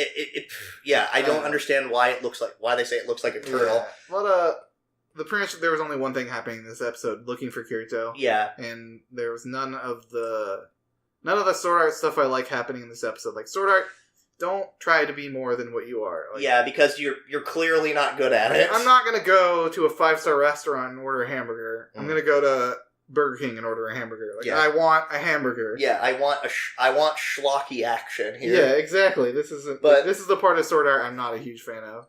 I mean, yeah, because I do think it's kind of cool when they're trying to when they were trying to figure out, like, when they were bouncing off each other, coming up with ideas and trying to figure it out. But at the same time, it's just like handled with a lot of like hand wavy stuff, like.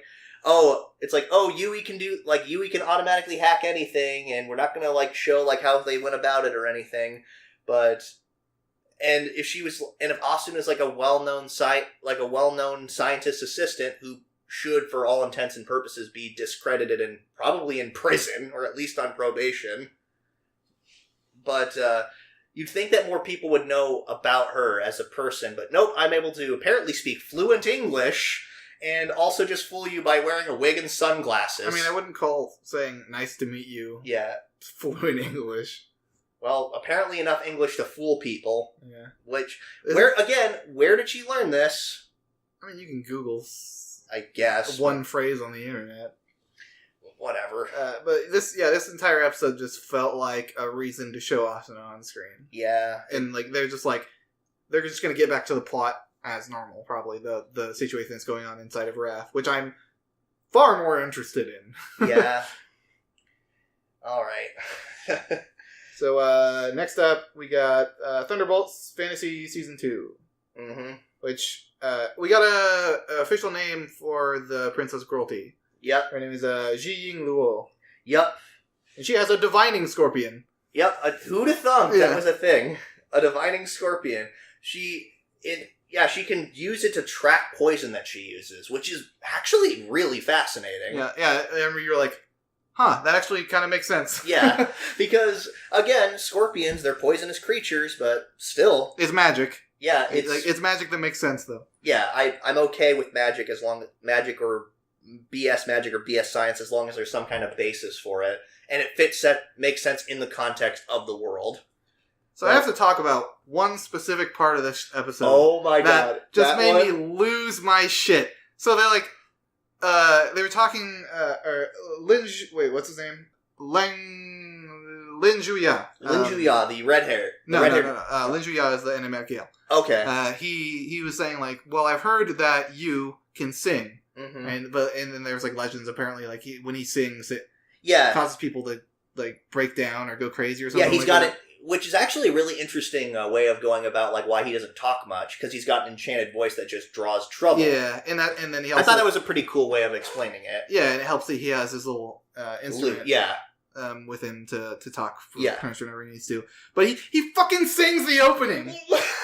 Like the dragon like breathes fire at him, and then just the fucking guitar kicks up. Da, da, and he just starts. He's apparently the lead singer of Tam Revolution. Yeah, like, okay, what? It was so dumb, but like while I was watching, I was like, yeah, fuck yeah, he's singing the opening.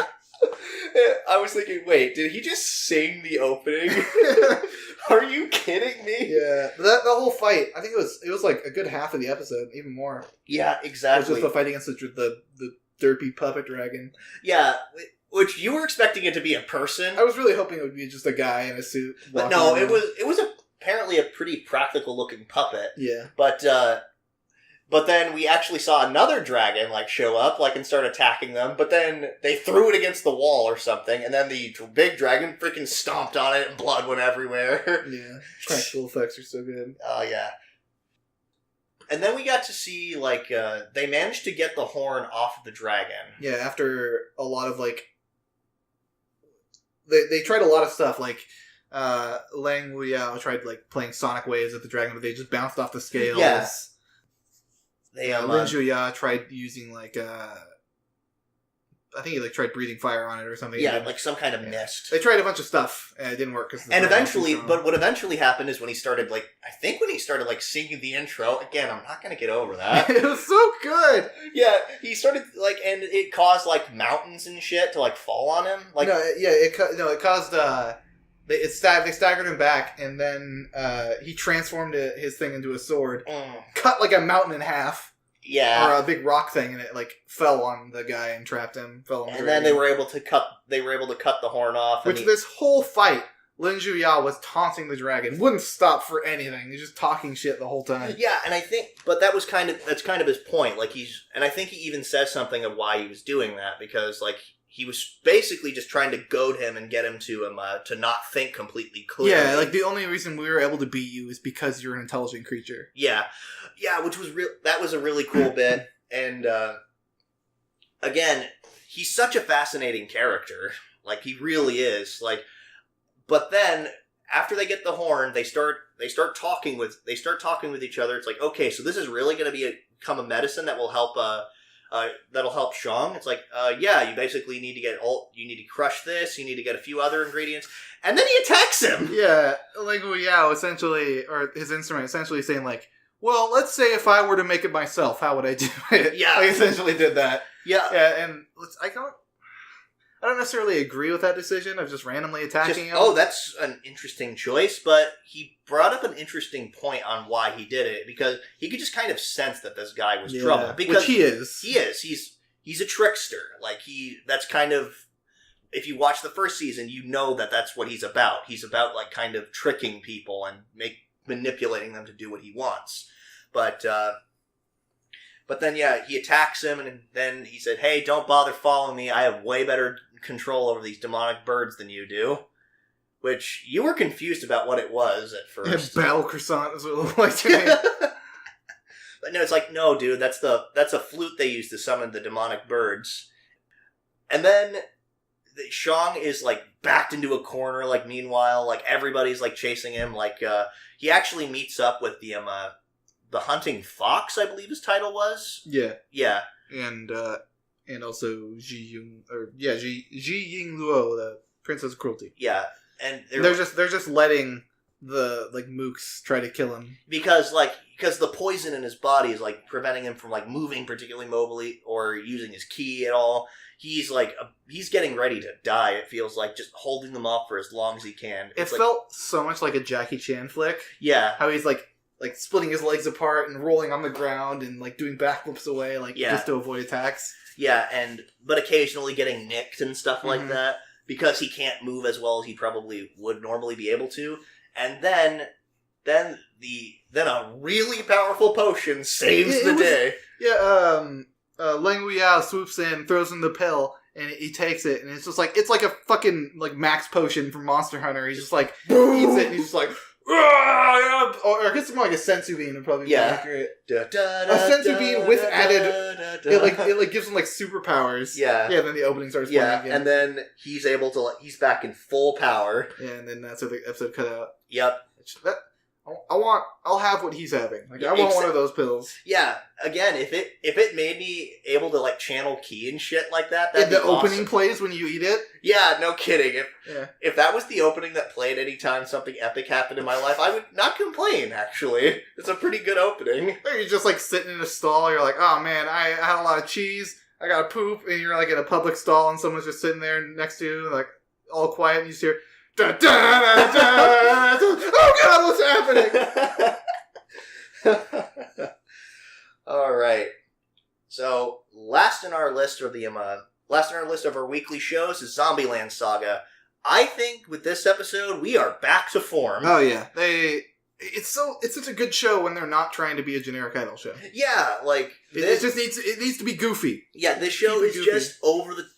Like, the show really excels in its, like, over-the-top absurdist comedy, which this episode was in no short supply of it. So I want to say I wouldn't have a problem with them going to generic idleness if they did it well, but they didn't. They already proved that they can't pull off a generic idol show well. Like, I've watched the first season of Love Live. I watched Uma Musume. I guess that counts as an idol show. Yeah, that's true. And like, there's a good way to do idol shows, and it just felt very generic and not inspired. But, which, I mean, again, you could potentially argue that's kind of the point. But again, like you pointed out, if you're not enjoying yourself, then I mean, even if that is the point, there's really no reason to it doesn't give you a reason to watch it if it's not enjoyable to watch. But yeah, this episode was fantastic. Absolutely. I mean, Kotaro, once again, proving what a fucking asshole he is. Yeah. I love how they're not taking his shit anymore, really. No, because Saki punches him in the stomach, and then somebody kicked him in the shin. Oh, in this episode, he threw a baseball at Saki. Oh, yeah. She's like, what the fuck, that hurt? She just threw it back at him, and it goes, like, indented into his leg. And he's just like, ow, like, ow, oh god, yeah, scoop up the dirt, scoop up the dirt. Yeah, put a little dirt on that, which seems to be like a recurring, he seems to do that a couple times, like, anytime he gets hurt, he always, like, quote-unquote, throw some dirt on it, which makes me wonder if there's more to that. Like, what if he's a zombie? Because this is something we didn't bring up the last time we talked about this show. We don't, like, so far, we have no idea how Kotaro got to where he is. Like, even how he has the ability to summon zombies in the first place. Yeah, they do such a good job of just drawing your attention away from it. Yeah, and it's hilarious. Like, why does he have Romero? Where did Romero come from? But the majority of this episode was all about, like, he's like, okay, after our disastrous attempt at the show last time, we need to actually get some advertisements going. So they start making these. They go do a commercial for Drive-In Tori, I believe. Yeah, it's like a chicken joint, which it's apparently this like big famous place in Saga, but none of the other girls know about it besides Saki. Yeah, because Saki, and it goes a little bit back to when she was alive, and it's like every time I caused a little bit of ruckus with the gang, we would always come here, and I'd always eat this dish. Just, again, kind of giving Saki a little bit of... She had, like, tears coming down her eyes when they were in front of it. Yeah, it was great, and... So they do a little commercial for it, which is, like, actually genuinely catchy. Yeah. Like, it was a really good little jingle. Yeah. But the commercial itself and how they're trying to go about it is just, is hilarious. Like, they're trying to record it the entire time, and when they first do it, Ty just keeps gurgling, of course, because it's like, and then the director's like, stop, he's like, hold on a second, I'm getting something weird there. Can we try that again without doing that, please? Oh man, but when they had her do the cockadoodle-doo, it was flawless. Yeah, it was perfect. I love how they spliced in the footage of her, like, chasing after the guy in the chicken suit. Yeah. That was a really good chicken suit, by the way. Yeah, like, so majestic. Like, super majestic for a dude in a chicken suit. Like, he was, like, doing moonwalks and shit. Like, it was a hilarious little commercial that they were doing. And then the next segment was them trying to do, like, I don't know exactly what it's called, but it's it's like, I guess the best way to describe it's sort of like an X Games sort of deal. It was the 34th Kashima Gata Olympics. Oh yeah, that's right. And it was basically like mud sports. Yeah, is exactly what it was. Yeah, but they were trying to get. They were just like, all right, we need to do this, and we need to do well, and we're gonna be wearing these shirts, and we're gonna advertise our group with them. Only problem is, they're wearing white t-shirts and there's a bunch of mud everywhere, so that's kind of not gonna work, like, at all. Like, crap, nobody can see our group name, we need to wash it off. Of course, their makeup washes off, too. Yeah. Crap, we have to put the makeup back on. I guess there goes our advertisement. No, they didn't put makeup back on, they just jump back in the mud. Oh, that's right, okay. Yeah. Like, one of my favorite parts in this episode was, after they all failed horribly at the bike mud race, you just get Kotaro up there. He's like, oh yeah, this will be a good time for our advertisement. And the fucking voice actor just nailed it. Yeah, he just was like super deadpan. Would you like to say anything? He's like, no. hello. Would you like? How do you feel about this race? Very good. Yeah, I'm excited. It's hilarious because he's usually like so outgoing and bombastic, but here he just kind of like froze up. I love this voice actor. He's so, he's so much fun. Because he voices Okabe and Pandora's actor. I'm pretty sure I brought that up before. Yeah. But still, he's hilarious. But you gotta see Yugiri do like her stripper pole exhibition, like courtesan act on the rope, and they give her like full points, I think, just for style. They give her almost full points because what's her face? Tai ends up like scoring higher than her somehow. Yeah. Which is actually one of actually, it might have been out of 10. Maybe. Because they gave her, like, all 5s. Yeah. Which that would have been half of it, was, like, style. Mm-hmm. I guess. But yeah, and then Lily does her magical shooting star, where she, like, wraps herself up, which, when they're not doing at this point, I'm pretty sure that the crappy CG was a joke. Yeah. Like, I really hope they're not going to use it anymore, but, like, the animation of her, like, wrapping herself up in the rope and launching herself was so good. Yeah. It was another hilarious thing. And then Tai really believes she can fly. Tai is Tarzan. Yeah.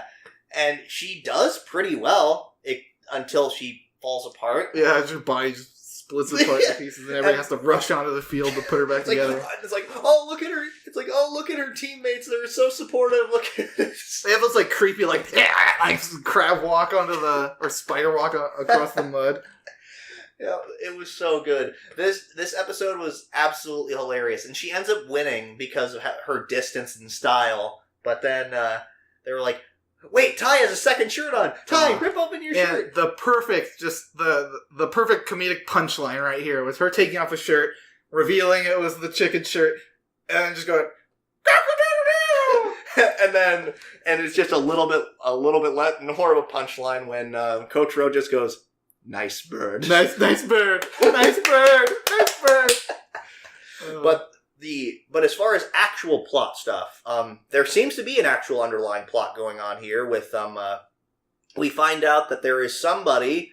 Apparently, this show actually does have consequences because bringing back somebody that people others would recognize, apparently would draw attention. It's like, wait, I think I've seen that girl before. Which it makes sense that they haven't been seen so far because they haven't been doing anything like crazy popular. And also, I'm assuming Saga is kind of like a dead prefecture, so nobody's like seeing him on the streets or anything like that. But yeah, he's like, oh hey, that's an idol. I think he was an idol. I think it was I'm pretty sure he recognized. Pretty sure.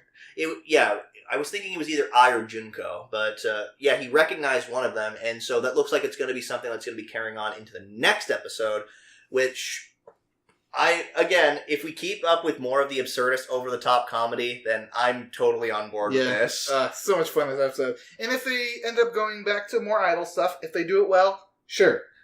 But I'd rather see the comedy. Now, the thing about this show that I've also personally like is it almost feels like it's kind of going to be eventually like a message on second chances and taking chances you didn't really get your first time around. This time they actually have a second chance here. Yeah. Like they're brought back from the dead. Because, they were denied chances because their lives were cut very short. So they're actually getting that opportunity now. So who knows? Maybe that'll be the message that we end up taking away from this show. Maybe not. But anyway. Yeah, I've seen plenty of comedy shows end up having some heartwarming messages. What's it called? The funny show last season. Asobi? No, what was the season before?